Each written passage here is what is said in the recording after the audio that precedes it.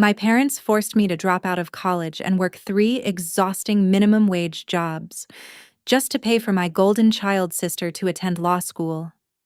My own father looked me straight in the eyes, calmly swirling a glass of imported wine, and told me I was nothing more than an investment, a cash source created to fund her brilliance. 5 years later, I was sitting in the very last row of a federal courtroom in downtown Chicago. I wore a plain navy sweater, no makeup, no designer anything.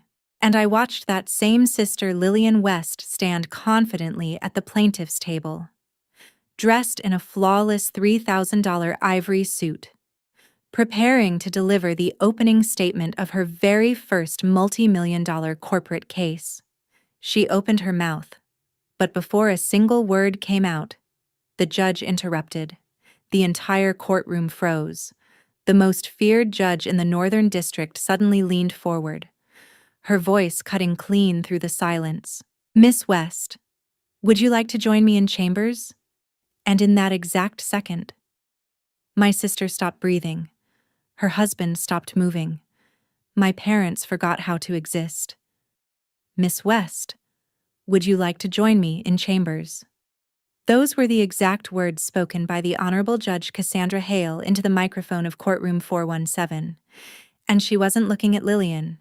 She never even glanced at her. Lillian stood frozen at the front, her back straight, her polished hands gripping the edge of the mahogany podium. She had spent her entire life preparing for this exact moment. Perfect posture, perfect tone, perfect image. She had invited everyone, our parents, her husband, even distant relatives, to watch her prove she was everything they believed she was: the prodigy, the pride, the future. But Judge Hale didn't care. She looked past Lillian's perfectly curled hair, past the expensive legal team, past the invisible line separating power from the public. And she looked directly at me, Davina West, sitting alone in the back row, wearing a cheap sweater and silence. I wasn't a lawyer. According to my family, I was nothing. A dropout, a former waitress, a background character in my own life, a ghost they only remembered when they needed money or someone to blame. The silence that followed wasn't normal. It wasn't just quiet. It was suffocating. The kind of silence that crushes your chest when reality suddenly shifts and no one understands why. My father was sitting 2 rows ahead of me. He had been leaning forward all morning, practically glowing with pride, smiling, relaxed, certain. But the moment he heard the judge say my name, he turned around so fast it looked unnatural. His face went blank. That confident smile, the one he wore like armor, collapsed into something fragile. Confusion, then fear. Next to him sat Lillian's husband, Adrian Cole, a rising star at one of Chicago's most elite corporate law firms. Sharp, expensive, arrogant. He had spent the last 3 years treating me like I existed somewhere beneath the floor, like I was a problem to be managed, or a joke to be tolerated. When the judge called my name, he dropped his pen, a heavy, gold-plated fountain pen. I heard it hit the hardwood floor with a sharp crack that echoed across the courtroom. At the front, Lillian looked like someone had just erased her reality. Her lips parted slightly. Her fingers tightened around the podium. Her knuckles turned white. She looked at the judge, then at me, then back at the judge again, trying desperately to understand why the most powerful person in that room had just stopped everything. For me, for the sister she had spent years calling a failure. I didn't react. I didn't smile. I didn't give them anything. No satisfaction, no emotion, nothing.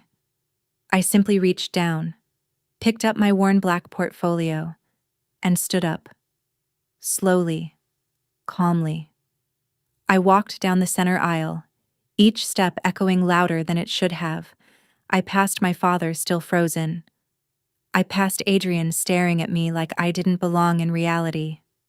I reached the wooden gate separating the public gallery from the courtroom floor, pushed it open, walked past my trembling sister, and followed the armed bailiff toward the judge's private chambers. Before I tell you everything, take a moment to subscribe, but only do it if you truly believe in family, in loyalty, and in standing by what's right. I'm also curious, where are you listening from right now?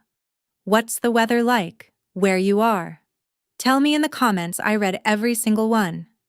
This story contains some fictional elements and is enhanced with the support of AI, created to bring out deeper emotions and meaningful lessons. I hope you enjoy the journey, and that it stays with you long after it ends. Now, let's continue. But to understand why a multi-million-dollar trial came to a complete stop, because of someone like me, you need to go back. Back to the exact moment I stopped being a daughter and became an account balance. 5 years earlier, I was 20 years old. I was halfway through my pre-law program at the University of Illinois. I had a perfect GPA. I lived in the library. I memorized case law until my head hurt and my eyes burned. I believed something simple. If I worked hard enough, if I stayed quiet, if I never caused trouble, one day, my parents would finally look at me the way they looked at Lillian, proud, certain that I mattered. It was a rainy Tuesday afternoon when everything ended.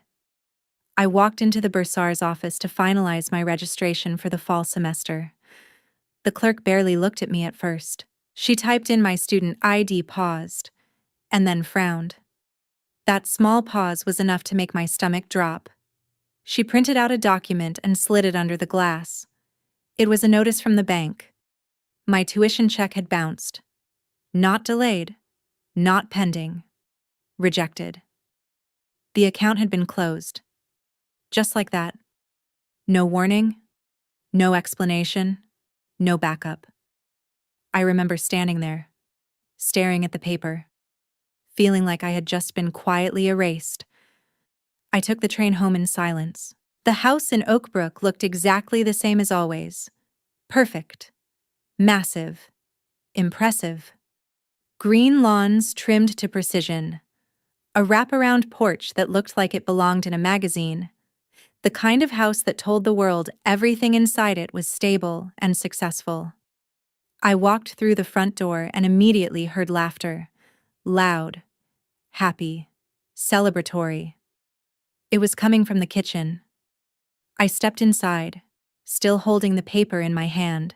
The countertops were polished marble. Sunlight poured through the wide windows. Everything looked warm, expensive, untouchable. My father stood at the center island, opening a bottle of champagne. My mother leaned against the counter, scrolling through her tablet with a soft smile. And Lillian sat on a velvet stool, clapping her hands like a child who had just been handed the world. She had been accepted. An elite private law prep program in downtown Chicago. Exclusive, ridiculously expensive.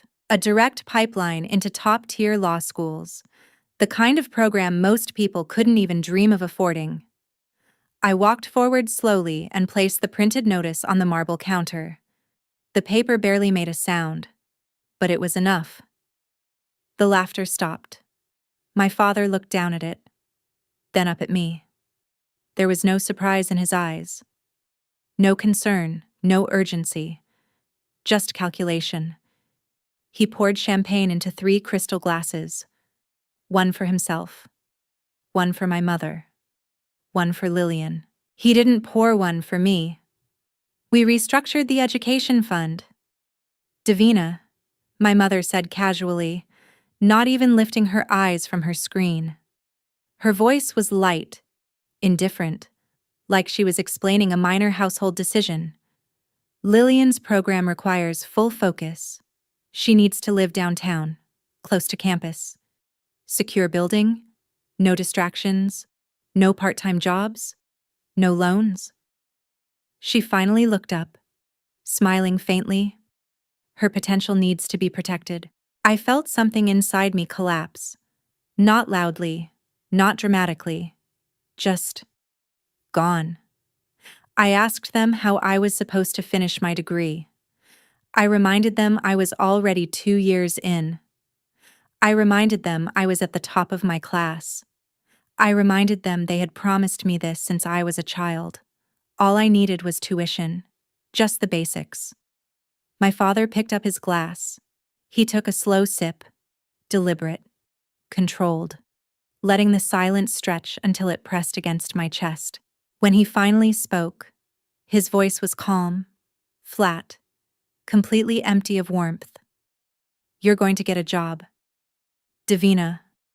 He looked at me the way someone looks at numbers on a spreadsheet. Not a daughter, not even a person. An asset. If you have to. You'll get 3. He set the glass down gently. You're the one who funds this family now. His eyes didn't soften, not even for a second. Lillian is the investment. She has the pedigree, the presence, the future. He leaned back slightly, completely certain of his logic. We have limited resources. We back the one who wins. He paused, just long enough for it to sink in. Don't be selfish. He said it like it was simple. Then he told me to go upstairs and pack. My room was being turned into Lillian's study. I was 20 years old. I had done everything right. I never caused trouble. Never asked for anything. I just studied and stayed quiet. And in one afternoon, I lost everything. My education, my home, my future. I didn't cry. I turned and went upstairs. I packed 2 small suitcases, just clothes and a few notebooks.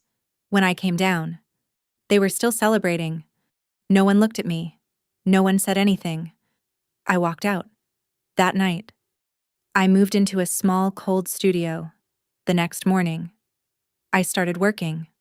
By the end of the week, I had 3 jobs: diner in the morning, legal deliveries in the afternoon, data entry at night. I barely slept. And every dollar I made was no longer mine. I didn't scream or throw anything. I had learned very early that showing anger or pain in that house only gave them more power. It gave them proof that I was unstable, emotional, weak. So I said nothing. I turned around, walked up the stairs, and went into the bedroom that was no longer mine. I packed everything I owned into 2 cheap canvas suitcases. Clothes, books, notes. Nothing more. I carried them downstairs and walked out of the house before they even finished their first glass of champagne.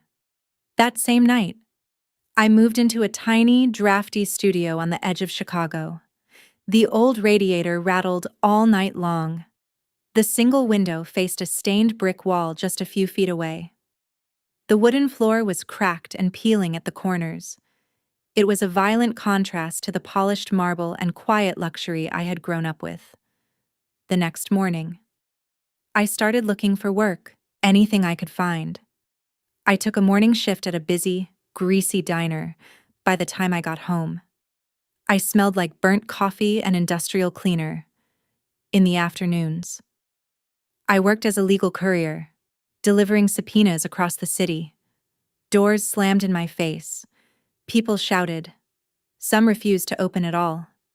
At night, I worked in a windowless office doing raw data entry for a large corporate law firm downtown. I slept maybe 4 hours a night if I was lucky. My hands were always dry and rough. My feet were constantly swollen, and my bank account never stayed full because my parents never stopped calling, every month, without fail. They demanded money for Lillian. They called it my responsibility. They said it was my duty to support the only one in the family who was actually going somewhere. So I sent the money. Every time, I became invisible, a ghost moving through my own life, serving coffee to strangers who never looked at me, typing endless numbers into spreadsheets that never seemed to end. While my sisters spent the money I earned on designer bags and luxury experiences, they thought they had broken me. They thought I would stay there forever. At the bottom, quiet, obedient. But they had no idea what I was doing during those long, silent night shifts. They had no idea that while I was typing their data, I was reading everything, every contract, every email, every hidden line. I was learning how their world actually worked. They didn't realize it. But forcing me into that job was the most expensive mistake they would ever make. For 2 years, my life followed the same pattern. Wake up before sunrise, work until exhaustion, send money, repeat. Every morning at 4. I put on my stiff diner uniform and served greasy food to people who barely acknowledged I existed. By noon, I was on the subway with a leather bag full of legal documents, tracking down people who didn't want to be found, standing in the cold, waiting outside buildings, getting cursed at when I handed over court papers. It hardened me. It taught me how to read people, how to see through lies, how to stay completely still when someone tried to break me. And every single week, my phone rang. Not once did they ask if I was okay. Not once did they ask if I had eaten. It was always about money. Lillian needed $2,000 for a prep course, then $1,500 for a summer rental with her classmates, because networking mattered, because her future mattered, more than mine ever did. I sent the money every time. No arguments, no questions. I worked my shifts, counted my tips, and transferred whatever they asked for, quietly, carefully, keeping track of every dollar they took from me. The reality of my place in that family became clear during a Sunday dinner. I had just finished a double shift at the diner. I was exhausted. My feet hurt. My clothes still smelled like grease and soap. When I walked into the dining room, I saw someone new sitting beside Lillian. His name was Adrian Cole, a junior partner at one of the top corporate law firms in Chicago. Sharp, polished, confident. The kind of man who had never been told no. His suit was tailored, his watch expensive, his posture effortless.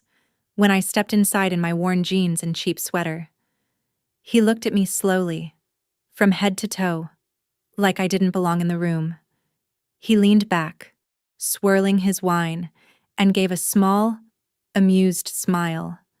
"So this is the sister who works around the city," he said. His tone was calm, but it carried something sharper underneath. Lillian laughed quickly, eager, trying to match him. She started explaining my jobs, the diner, the deliveries, leaving out one detail, that I was paying for everything she had. Later that night, after dinner, my mother pulled me aside in the hallway. She didn't ask how I was. She didn't lower her voice.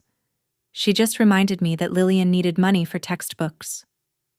I reached into my bag, took out my checkbook, and wrote the amount. $2,500.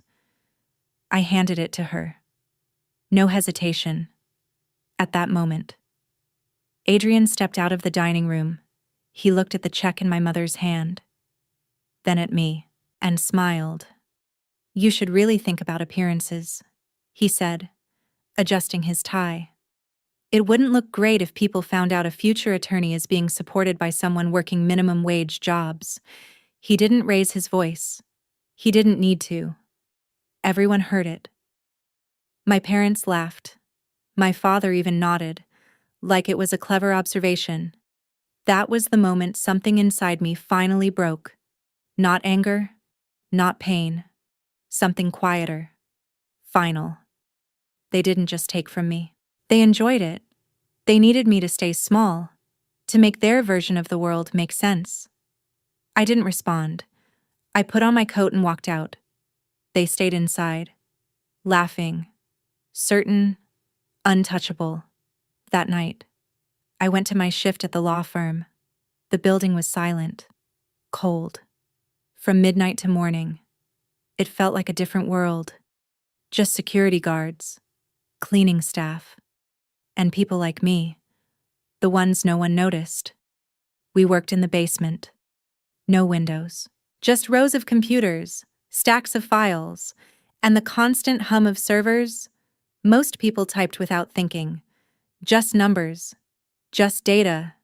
But I didn't. I read everything. Every contract. Every email. Every detail they assumed no one would notice. And slowly, I started to understand how their world really worked. From midnight until 8 in the morning. The glass tower in downtown Chicago felt like a completely different world, almost abandoned except for a few armed security guards, the quiet cleaning crew moving through the halls, and a small group of data clerks like me working in silence deep below ground. We were assigned to a windowless basement filled with humming servers and stacks of cardboard boxes that seemed to reach the ceiling, each one packed with documents that no one else wanted to read. The work was repetitive and exhausting. We scanned, sorted, and entered thousands of pages into the firm's system. Most of the clerks didn't pay attention to what they were typing. They kept their headphones on, eyes fixed on the screen, just trying to get through the night. But I read everything. Every contract, every internal email, every financial record hidden inside those files. Over time, I started seeing patterns. I began to understand how cases were built, how information was layered, how truth could be hidden inside volume. The lawyers upstairs didn't read raw data. They relied on summaries. And because of that, they missed things, important things. At that time, we were processing documents for a major corporate fraud case. The lead prosecutor was Cassandra Hale. She had a reputation across the entire city. Sharp, relentless, unforgiving. She didn't lose. It was early Tuesday morning. The room was cold, silent. The only sound was the steady rhythm of my keyboard as I worked through another file. I was working through a massive set of financial spreadsheets submitted by the defense team. Thousands of rows of dense, repetitive numbers designed to overwhelm anyone reading them. The kind of files most people would rush through without thinking twice. But something felt off. A detail didn't align. I stopped typing and opened the file's advanced properties, digging into the metadata hidden beneath the surface. Metadata is the digital footprint every file carries, a record of when it was created, who accessed it, and exactly when it was last changed. The defense claimed the contract had been finalized 3 years earlier, long before the dispute began. But the metadata told a different story. The specific cell containing the contract date had been modified just 2 weeks ago. It was clear. The document had been altered. It was a small detail, buried deep inside a massive file, something every associate upstairs had missed. I didn't report it to my supervisor. I already knew what would happen. They would take it, claim it, and erase me from it. So I printed the server log, wrote a short note, checked the timestamp in cell D4 against the system record. Then I took the elevator upstairs. The executive floor was quiet. I placed the paper on Cassandra Hale's desk and left. The next night, I returned from my shift, swiped my badge, opened the basement door, and stopped. She was sitting there, in my chair, holding the note, watching the entrance. When she saw me, she stood up slowly. She didn't ask where I studied, didn't ask for my background. She looked straight at me and asked, calmly, "How did you find this?" I didn't hesitate. I didn't look away. I walked over to the desk, turned on the monitor, and pulled up the file. Then I explained, calmly, step by step. I showed her how the system stored layered data, how the visible document had been cleaned, edited, polished, and how the defense team had overlooked one thing: the server history, the part no one sees unless they know where to look. I pointed to the timestamp, the discrepancy. the hidden trail they couldn't erase. Cassandra Hale didn't interrupt. She didn't move. She just stood there, listening in complete silence. When I finished, the room felt heavier. The fluorescent lights buzzed softly above us. She looked at me for a long moment, studying me. "You are wasting your life down here," she said finally. Her voice was sharp, certain. "The associates upstairs read case law all day, but they don't understand what they're looking at." She stepped closer to the screen.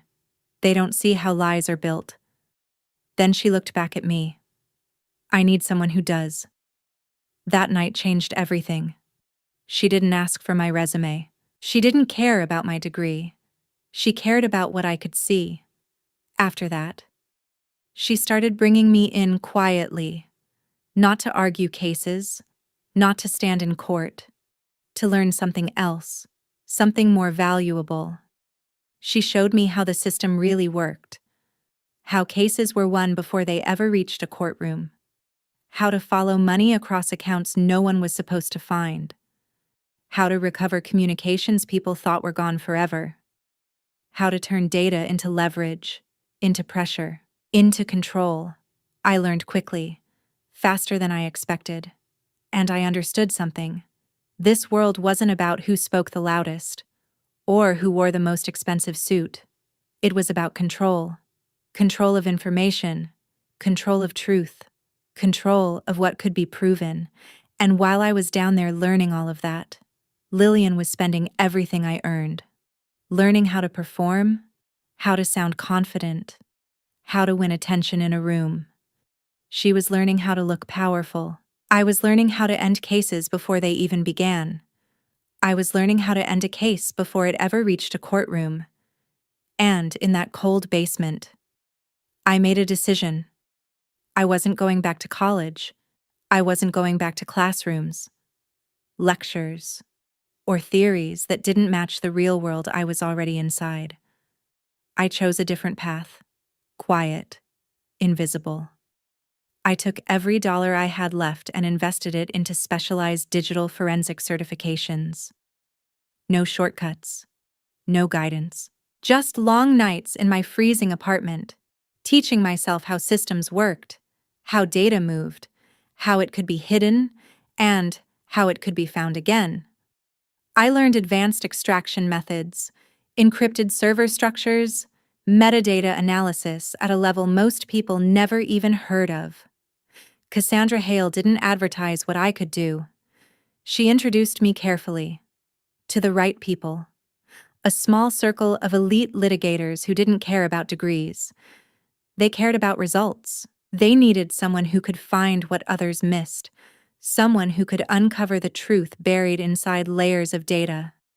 By the time I turned 24, I had built something of my own, quietly.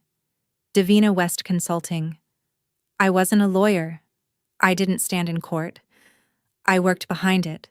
I became the person they called when they needed proof. Real proof. The kind that couldn't be argued away. I charged $500 an hour, and within months, my schedule was full. Firms across the country reached out, case after case, problem after problem, and I solved them. But my family knew nothing. I kept it that way. I stayed in the same apartment, drove the same old car, worked occasional diner shifts on weekends just to maintain the illusion. I understood how they thought.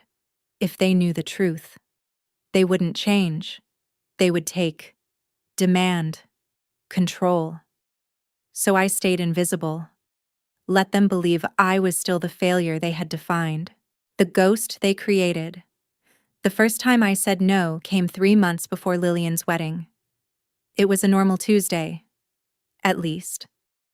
It started that way. I chose to stay silent about my success and let them keep believing I was nothing. If you were in my position, would you have done the same? Would you hide your success just to protect yourself from a toxic family? If you agree with my decision, leave a 1 in the comments.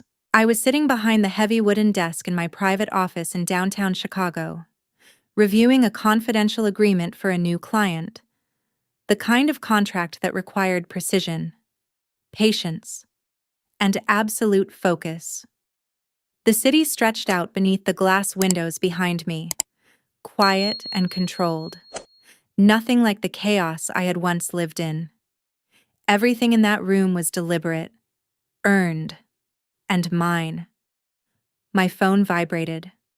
The sound cut through the silence. I glanced down, already knowing who it would be before I even saw the name. My mother. Flashing across the screen. For a moment. I considered ignoring it, letting it ring, letting it fade into voicemail like every other call I had learned not to answer. But I picked it up anyway.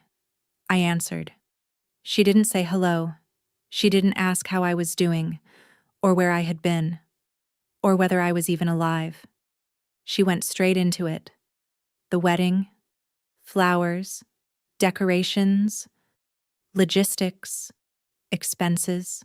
Her voice was fast, urgent, almost frantic, like she was listing problems that needed to be solved immediately. The budget had gone over. She said, not slightly, not manageable. Over. She needed $15,000. Right now.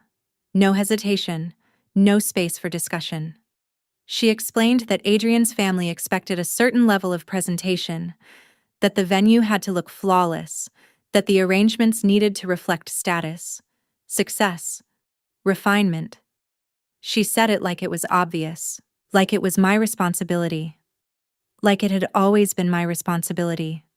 She talked about imported white roses, about custom centerpieces, about how everything had to look perfect under the lighting, how nothing could appear cheap or careless in front of people who mattered, people who judged, people who remembered. I leaned back slowly in my chair. Let her keep talking. Let her fill the silence. My eyes drifted back to my screen, to the numbers sitting there quietly, my account balance. More than I had ever imagined having when I was standing in that diner. Counting tips. Calculating what I could afford to send them at the end of each week. More than enough to solve her problem. More than enough to fix everything she was worried about. I took a slow breath, and I said one word. No. The silence on the other end was immediate, complete, like the world had just stopped turning for her, for a few seconds. There was nothing. Then I heard her breathing, sharp, measured, controlled, but only just. "Excuse me," she said. Her voice had changed. The softness was gone, replaced by something colder, more familiar. "You owe your sister this." She didn't pause, didn't reconsider. "You dropped out. You ruined your future." She didn't. Her words came faster now. Harder. "You should be supporting the one who actually succeeded." I didn't react, didn't interrupt, didn't try to defend myself. I had done that before, years ago. It never changed anything, so I spoke the way I spoke to clients. Calm, neutral, final.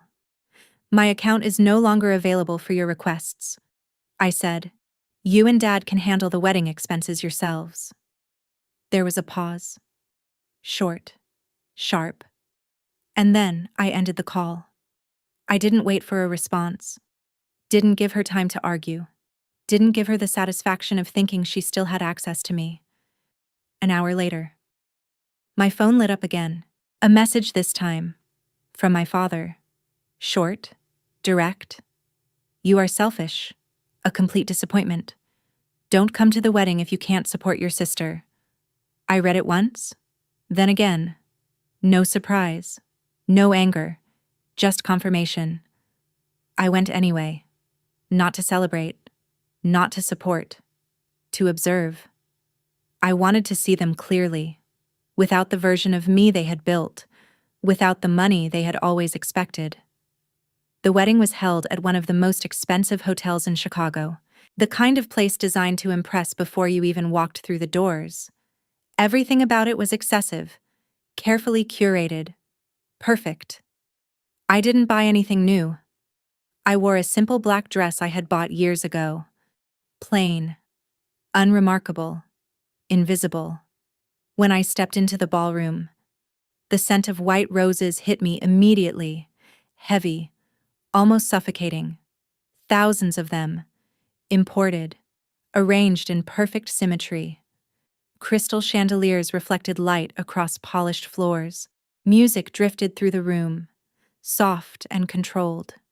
Waiters moved quietly between guests, carrying trays of champagne, laughter, conversation, everything exactly as they wanted it. I walked toward the seating chart near the entrance, a large, elegant display of names and tables. I found mine, and read it carefully. I wasn't at the main table, not with my parents, not with Lillian, not with Adrian's family. I wasn't even placed with extended relatives or distant acquaintances. My name was assigned to table 14. I walked across the room to find it. It was hidden, deliberately, behind a large structural column, near the kitchen doors, where the noise was louder, where the movement never stopped. A table for vendors, for staff, not for guests. Exactly where they thought I belonged. And for the first time in years, I didn't feel anything at all. My parents had placed me exactly where they believed I belonged, not by accident, not due to lack of space, but with careful intention and quiet precision that said more than any words they could have spoken out loud. At a table tucked away behind a marble pillar, I found myself seated beside the exhausted backup wedding photographer and a teenage coat check girl who kept checking her phone under the table. Both of them clearly there to work, not to celebrate. It wasn't random. It wasn't careless. It was deliberate. A quiet, public reminder of my place in their world. A place beneath notice. A place meant to keep me unseen. I pulled out my chair without hesitation, sat down calmly, and when a waiter passed by, I asked for a glass of tap water. Nothing more. No wine, no champagne, no performance. Just water. The kind of choice that made me invisible in a room built entirely on excess. As the 5-course dinner progressed, each dish more elaborate than the last, each plate presented like a piece of art designed to impress rather than nourish. Adrian finally stood up from the main table and took the microphone. The shift in the room was immediate, subtle, but powerful. Conversation stopped. Forks paused mid-air. All attention moved toward him. He looked exactly the way he always did. Flawless, composed. Every detail of his tailored tuxedo sharp and intentional. Every movement controlled. Every expression measured for maximum effect. He stood there like he belonged at the center of everything. And in that moment, he did. The room fell completely silent as he began to speak. His voice was steady, confident, practiced.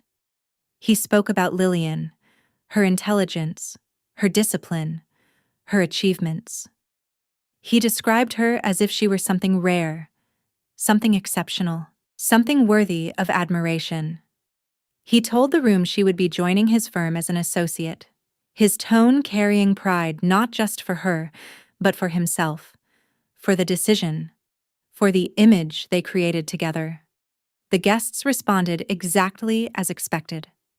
Applause, warm, loud, approving. The kind of reaction that feeds people like him. Then he paused. Just long enough to draw attention. Just long enough to create anticipation. He lowered the microphone slightly, and then he looked across the room, past the polished tables, past the well-dressed guests, past everything designed to distract, directly toward me, even from the shadow of the pillar. I felt it, the focus, the intention.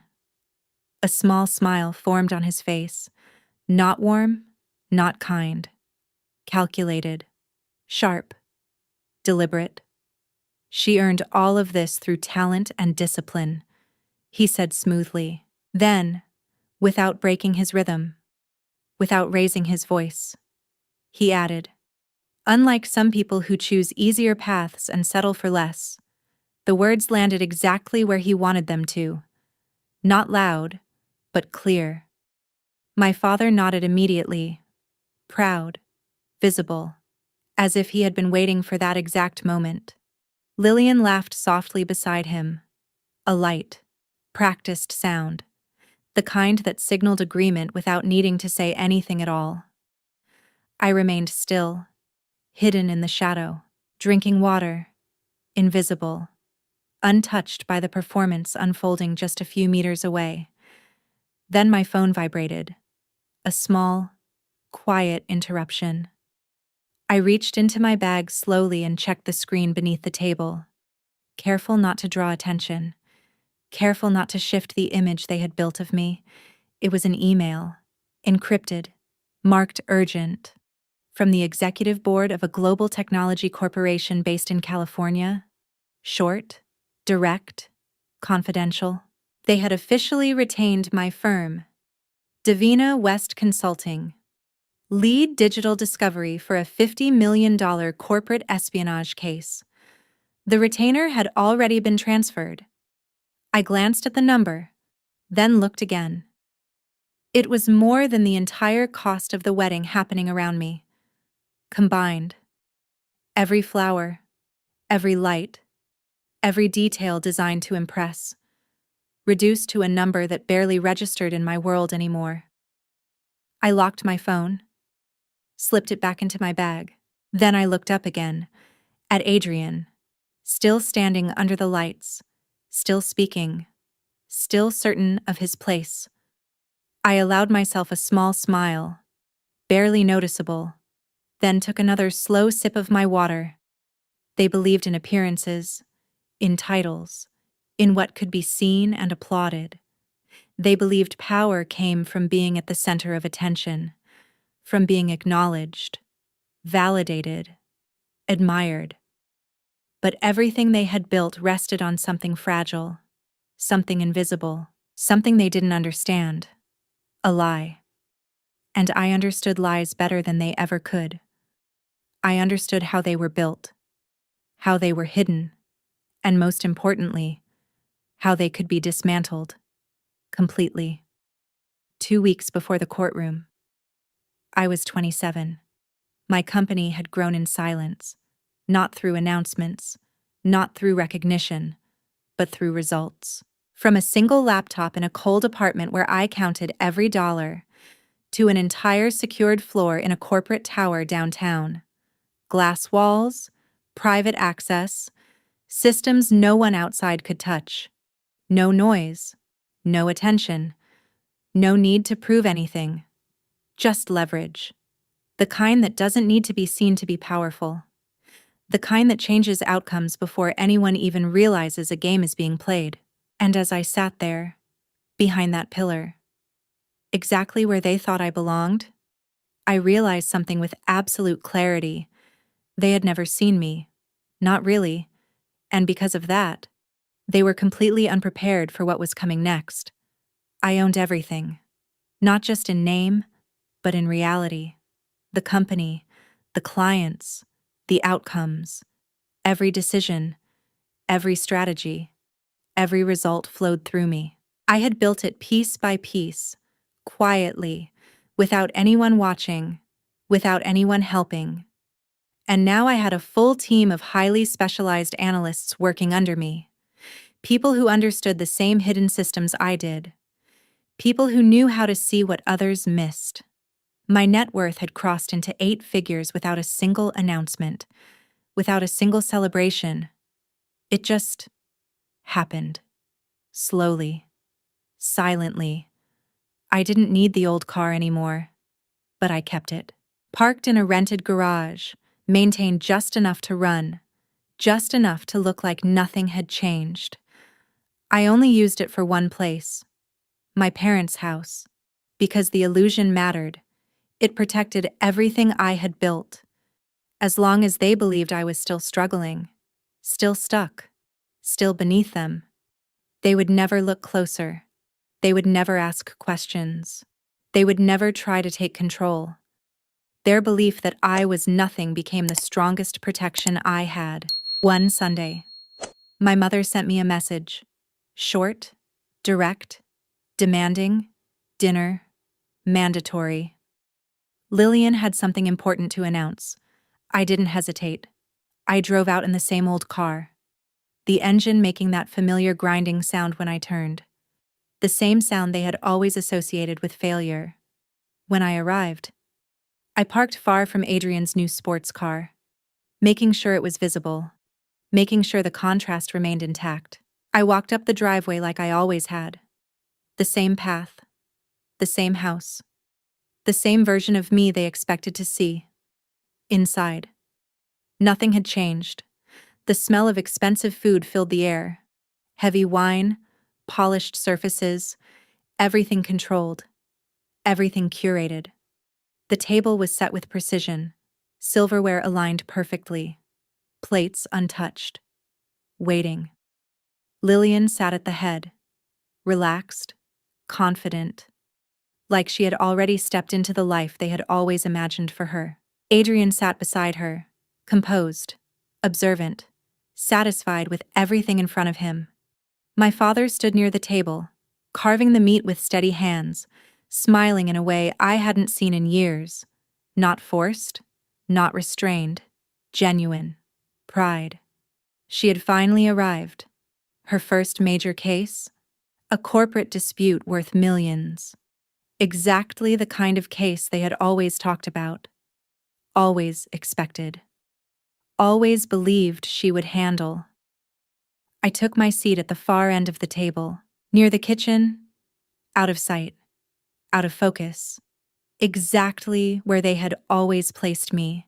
I poured water into my glass and said nothing. I didn't need to speak.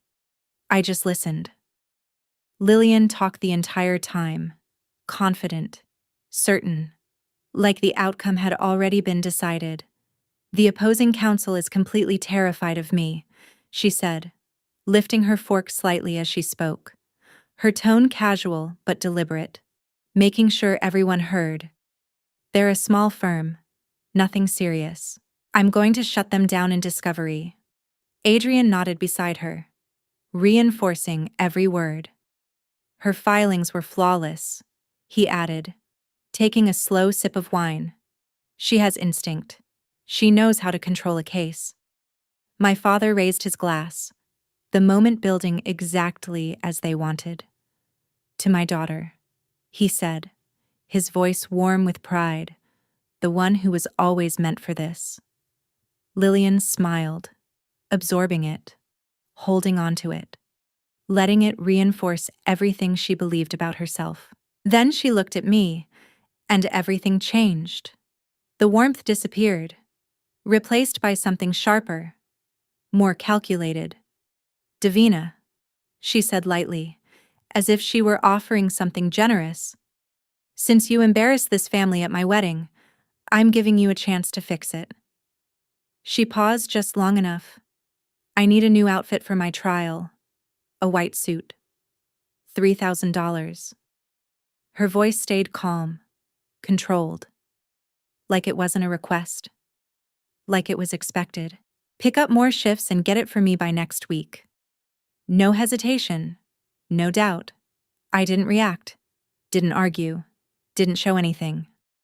I simply picked up my glass, took a slow sip of water, and set it back down. Then I asked one question. Who's the opposing firm? She rolled her eyes immediately, annoyed by the interruption, annoyed that I had even spoken. They're called Harrison and Vance, she said dismissively.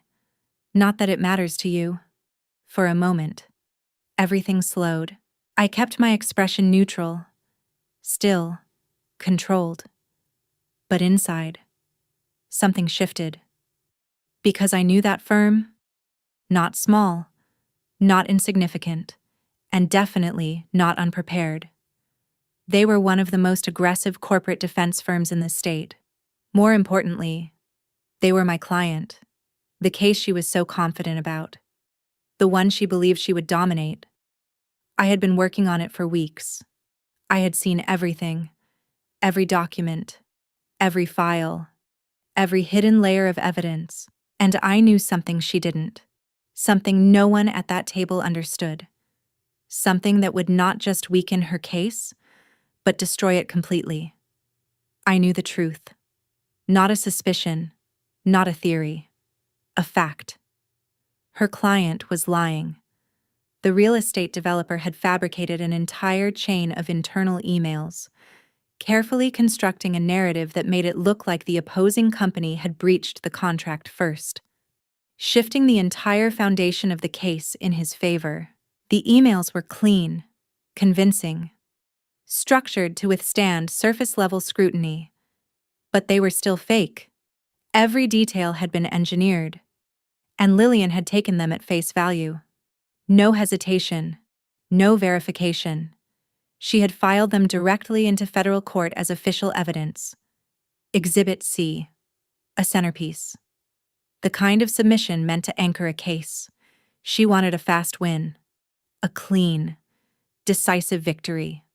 Something she could present. Something that would prove, not just to Adrian, not just to the firm, but to everyone watching, that she belonged there, that she deserved everything she had been given.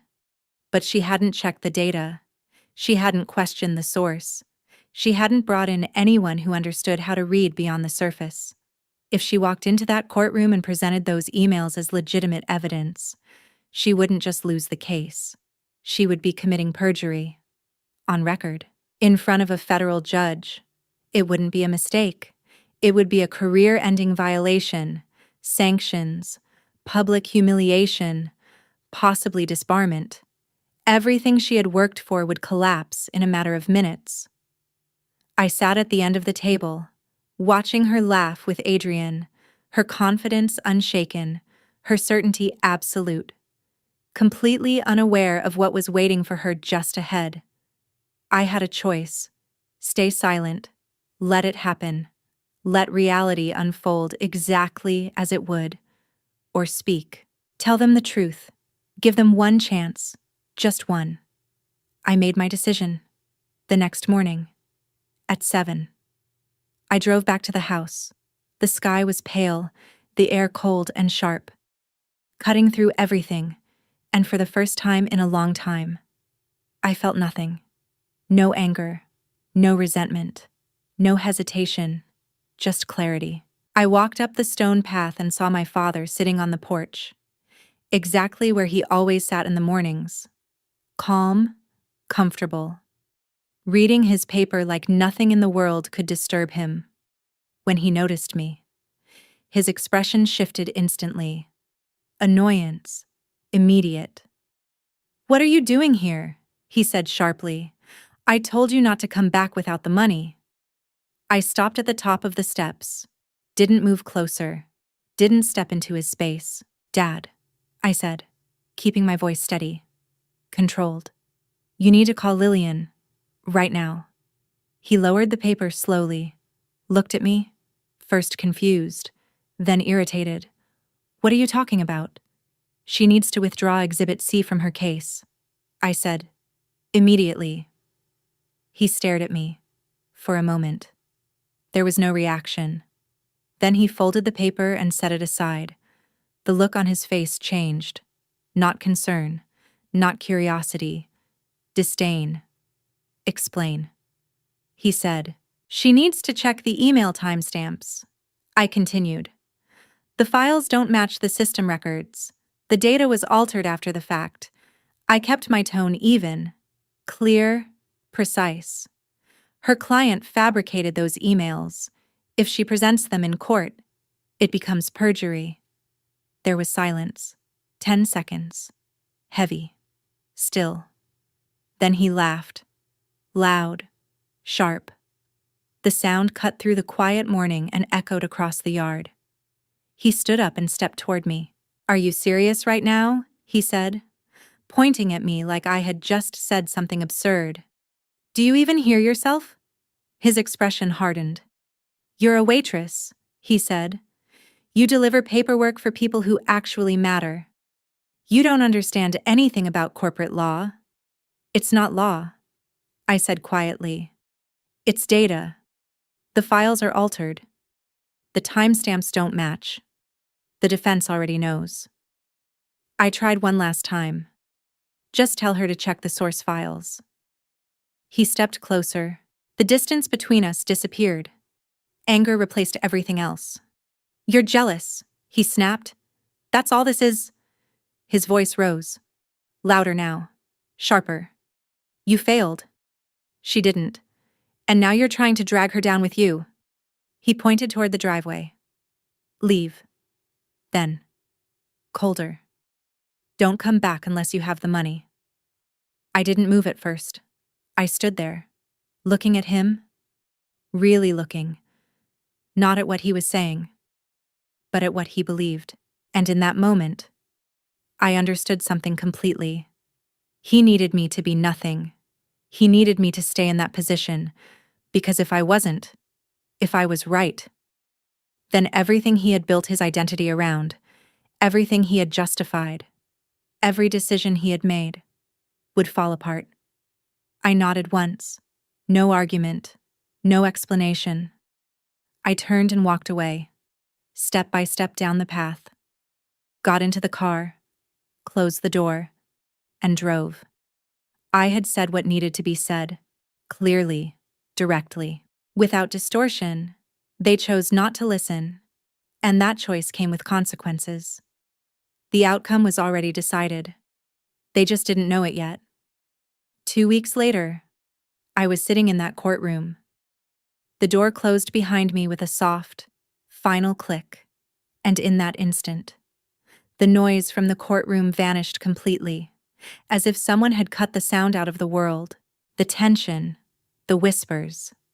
The shifting bodies in the gallery all disappeared, replaced by a stillness so complete it almost felt unreal. Inside, everything was quiet, controlled, measured. The air carried a faint scent of old leather-bound books and freshly brewed coffee, a strange combination that somehow felt both intimidating and grounding at the same time. It was a space built for decisions that changed lives, and every detail reflected that weight. Judge Cassandra Hale removed her robe with slow, deliberate movements and placed it carefully over the back of her chair. Without rushing, she walked to a side table, poured 2 cups of coffee, and handed one to me as if this were any ordinary conversation. But it wasn't. She didn't look at me the way my family did. There was no judgment in her eyes, no dismissal, no quiet calculation about what I was worth. She looked at me with respect. Professional, earned. You look well, Davina, she said calmly, taking a small sip from her cup. I held her gaze. You look dangerous, I replied quietly. For a brief moment, something almost like amusement crossed her face, subtle but real, before she turned back to her desk and picked up a thick case file. Lillian's case. She tapped it lightly against the surface. The defense submitted your forensic report this morning, she said. Everything checks out. Her tone shifted as she continued. Colder, sharper. Your sister's client fabricated the emails. A pause. She filed them anyway. I said nothing. There was nothing to add. She didn't verify a single detail. Judge Hale continued. No audit, no independent review, no attempt to confirm the authenticity of the evidence she was presenting to a federal court. Her voice didn't rise. It didn't need to. She wanted a quick win. She said, I met her eyes. She wanted to impress. I replied. Judge Hale gave a small, understanding nod. Then her expression hardened. Decisive. She will be sanctioned. She said, I have no choice. There was no hesitation in her voice, no room for negotiation. She submitted false evidence into federal court. That is not an oversight. That is a violation. Her gaze sharpened further, and she will face the consequences. The words settled between us. Final. Unavoidable. Then she added, more quietly, I only called you in because I saw your last name on the docket. Then I saw you sitting in the gallery. And it became clear. She paused for a moment, as if considering something. I wanted to give you a professional courtesy before I go back out there. I looked at her. Really looked at her. The same woman who had found me in a basement years ago. The same woman who had recognized something no one else had ever bothered to see. Do what you have to do, I said calmly. I warned them. I placed the cup back on her desk. They chose not to listen. She nodded once. No sympathy, no judgment, just acknowledgement. That was enough. I turned and walked back toward the door. My steps steady, my thoughts clear. My role in everything already finished long before this moment. When I stepped back into the courtroom, the shift was immediate. The air felt heavier, thicker. Every conversation stopped as I walked down the aisle. Every pair of eyes following me in silence as I returned to my seat in the back row. My father was staring at me, angry, confused, like he couldn't understand why I had been called in at all. Adrian looked unsettled, his posture no longer as rigid, his confidence slipping just enough to be noticeable. And Lillian. She stood at the podium, gripping the edges tightly, trying to regain control of a moment that was already slipping away from her. The door behind the bench opened. Judge Hale stepped back into the courtroom. The transformation was immediate. The room rose to its feet. She took her seat with authority, lifted the gavel, and brought it down in one sharp, echoing strike that silenced everything. Be seated, she said.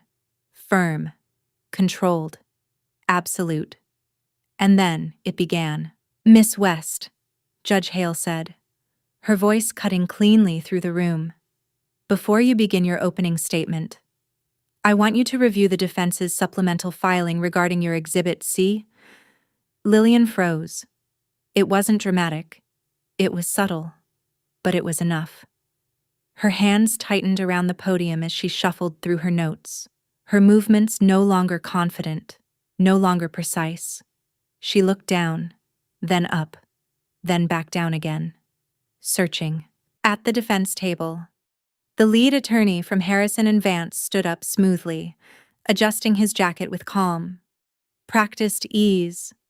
Your Honor, he said clearly, his voice carrying across the courtroom. We have established that the emails submitted by the plaintiff were fabricated. He paused, just long enough for the statement to settle into every corner of the room. The metadata confirms that these documents were created weeks ago, not years. A ripple moved through the gallery, subtle, but undeniable.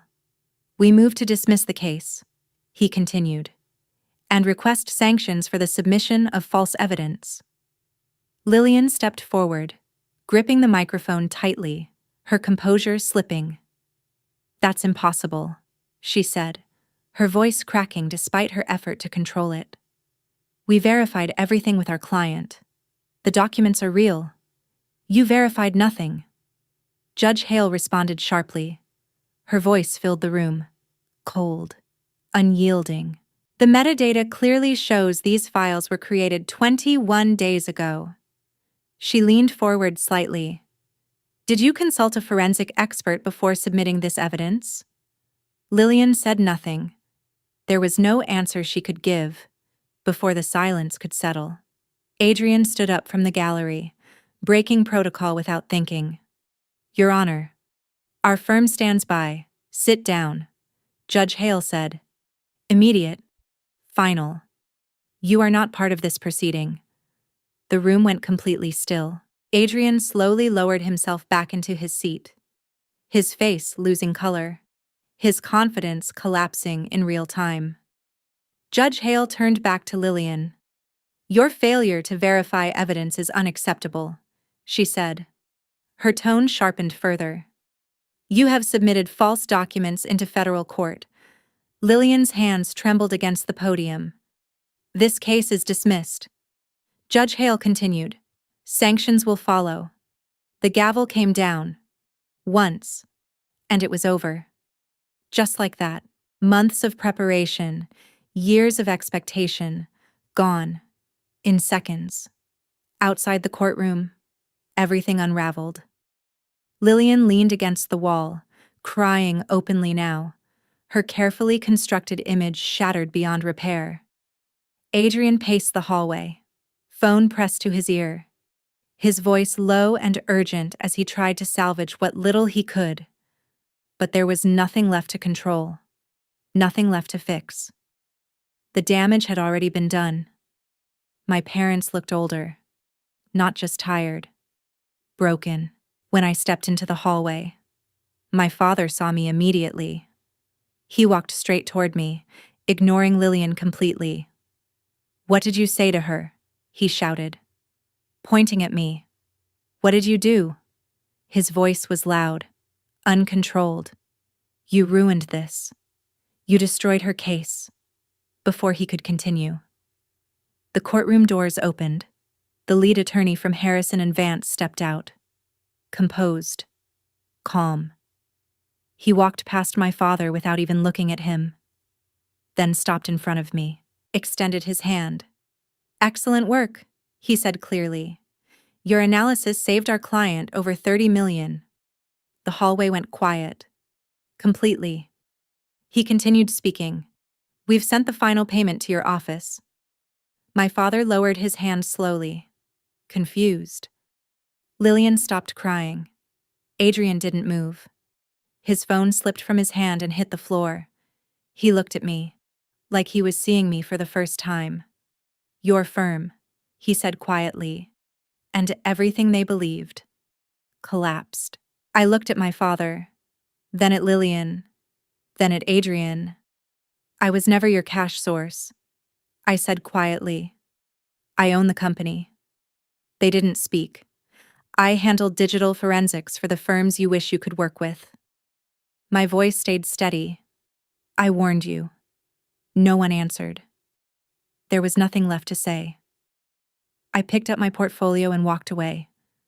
Through the doors. Out into the cold air.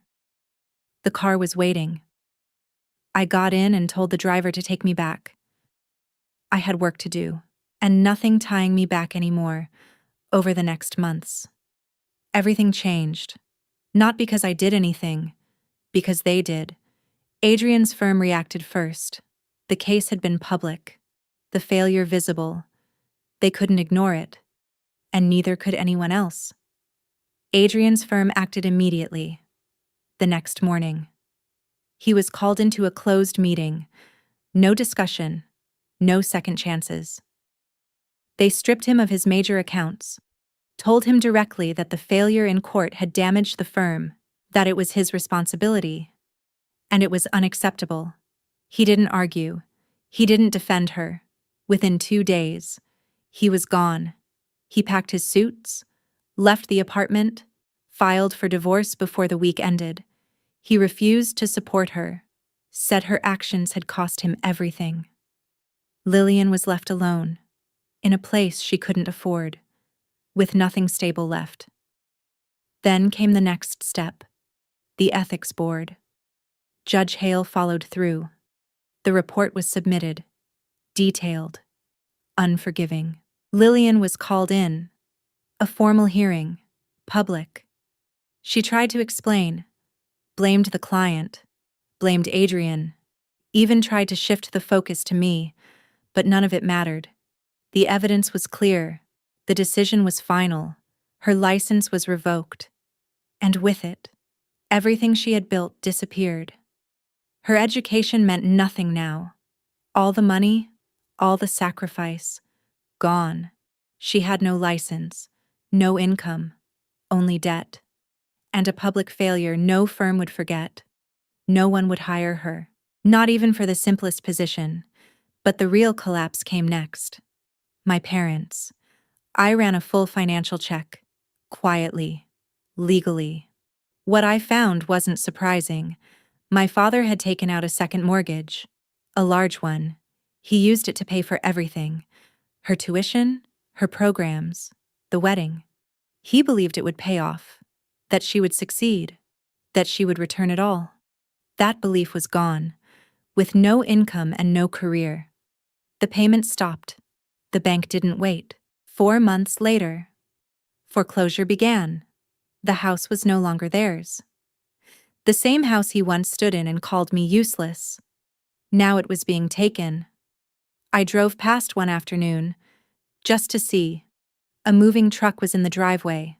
Cheap. Unremarkable. My parents were carrying boxes themselves. No staff. No help. Just them. And everything they had built, being taken away. The kitchen was gone. The marble counters. The place where everything changed. It all belonged to the bank now. Lillian had been forced out of her apartment. She was back at the house. Angry. Trapped. With nothing left to protect her. My mother called me once. I was in my office when my phone lit up. I saw her name. I didn't answer. I let it go to voicemail. She left a message. Long. Desperate. She didn't apologize. Not for what they did. Not for what they took. Not for how they treated me. She went straight to money. Said they were losing the house. That they needed help. 200,000, immediately. She said family supports each other, that it was my responsibility. I listened, quietly, then deleted it. I didn't call back. I didn't respond. And I didn't send anything. I blocked her number. Then my father's.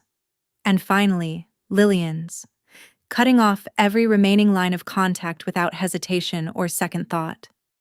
And I formally instructed the armed security team in the lobby of my corporate building to deny them entry under any circumstance if they ever decided to show up uninvited and desperate.